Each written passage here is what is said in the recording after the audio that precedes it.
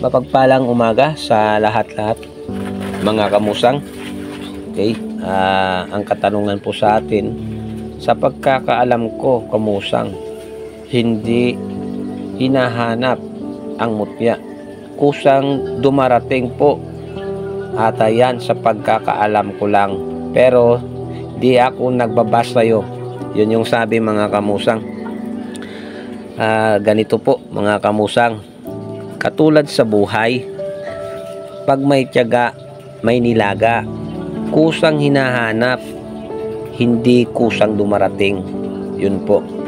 Tulad rin po sa mga nagtatangan ng mga pampaswerte na mga mutya.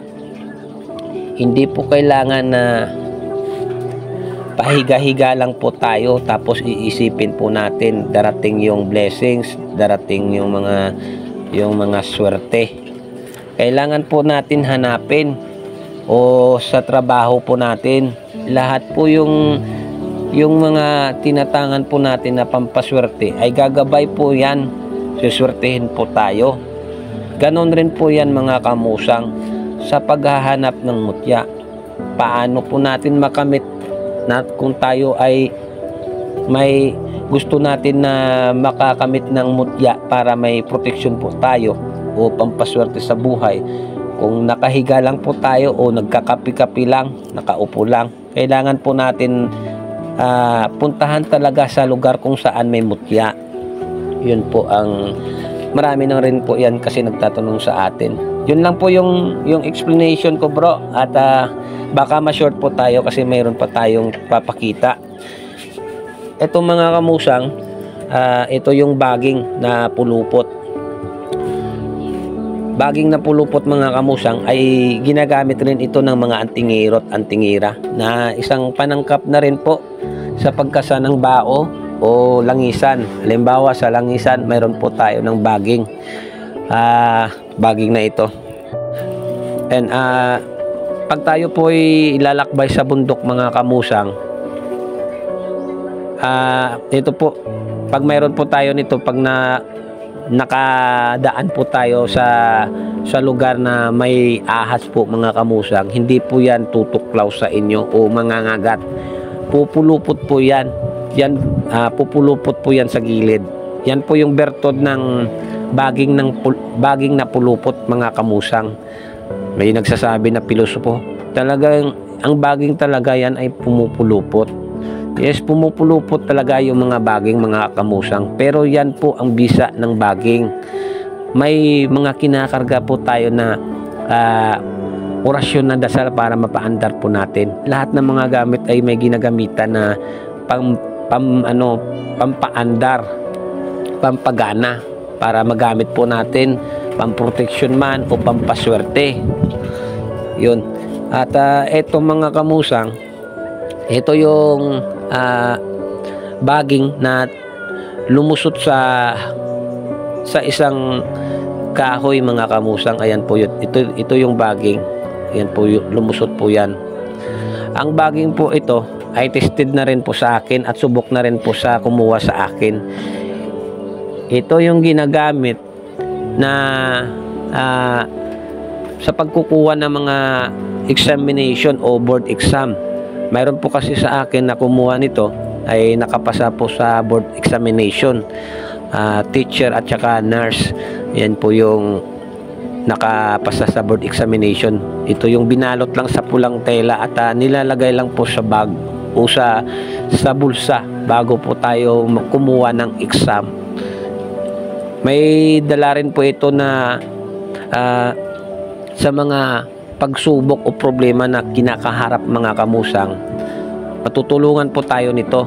Tulad na rin po sa mga negosyante po natin na malapit na bumabagsak yung negosyo, maraming mga pagsubok o problema na dinaraanan, tinutulungan po tayo makabangon o makaangat sa ating buhay.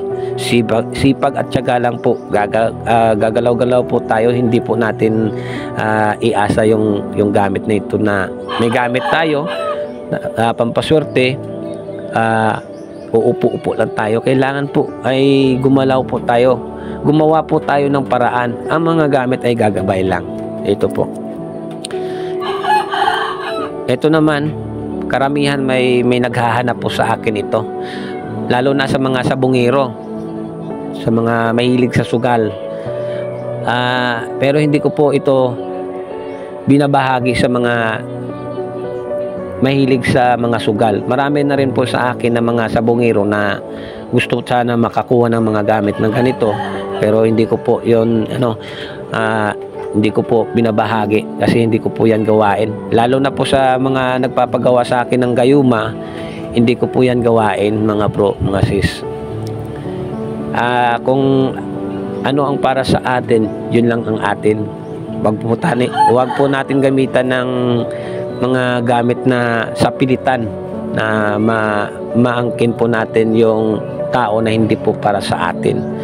Ang lahat ng gayuma ay may expiration. Yun. Ito mga kamusang ay binutasan ng uod. Hindi ko lang mabanggit-banggit ang pangalan ng uod kasi hindi po ako fluent sa Tagalog. Pure Ilonggo po ako. Shoutout na lang sa mga Ilonggo. Yung iba ay binutasan ng bubuyog, pero ito uod mga kamusang. Tagos butas po ito. Ayan po. Ayan.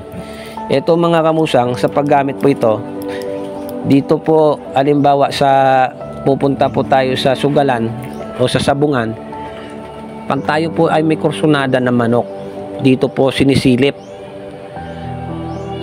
po ang manok. Kung makikita po natin na walang ulo yung manok o walang paa yung manok, yan po ay talo. Hindi po tayo pupusta dyan, doon po tayo sa kabila pupusta. Yan po yung mga senyales na matatalo ka lang pag makikita mo dito na walang ulo yung manok na kursunada mo o paa. Yan po yung bisa niya, yung bertod ng tagus butas na kahoy. Ito naman mga kamusang, ito yung kidlat po ito. Magnetic po ito mga kamusang. Ang kidlat po ay ginagamit sa mga karamihan po sa amin, sa mga nanggagamot espiritual. Ginagamit po namin yan pangtali sa mga gumagambala sa pasyente, latigo o kuryente, panunog. Ito yung ginagamit at pinapares rin po yan sa mga medalyon po namin. Pero yung iba sa gustong maproteksyonan yung sarili, ito rin yung ginagamit depensa sa mga masasamang tao na may magtangka sa ating buhay. Yung protection po ito sa baril, sa bala at patalim. May taglay po ito na lihis, bala at kabal sa katawan. May taglay rin po ito na tagulilong, tagabulag po. Yung taong may tangka po sa ating buhay, binubulag po sila. Hindi po yan makakakita sa atin kung may tinatangan po tayo. Lahat ng mga gamit po ay may proseso at may mga dasal na orasyon na kinakarga para mapaandar o mapagana. Para sa nagtatangan ng mga gamit ay magagamit proteksyon o pampaswerte sa pamumuhay. Ginagamit rin po ito, ginagamit ko at subok ko rin po ito, yung kidlat na ito sa pasyente ko sa taga ibang bansa na may mild stroke, naka-wheelchair, nagpatirapi, hindi gumagaling dahil may sakit po espiritual at pisikal. Ang ginawa ko po, ito po yung pinababad ko sa tubig, dinasalan at pinasirbi tubig. Ang mga daliri ng paa niya ay hindi po makakaramdam ng sakit pag kinurot. Nung nakatangan na po yung asawa niya, kasi hindi yun naniniwala yung asawa niya na lalaki na may mild stroke. Ito yung patago lang pinapainom at yun, nakaramdam na ng sakit pag kinurot, tapos magalaw-galaw niya na yung paa niya. Ito yung bisa, pinapa-align po yung ginigising yung kaugatan na natutulog at pinapaganda yung pagdaloy ng dugo. Ito yung kidlat, ito yung bisa ng kidlat mga kamusang. Yun po, baka short po tayo. Mapagpalang umaga po. Yan na lang. Nasagot ko na yung katanungan mo bro. God bless po mga kamusang.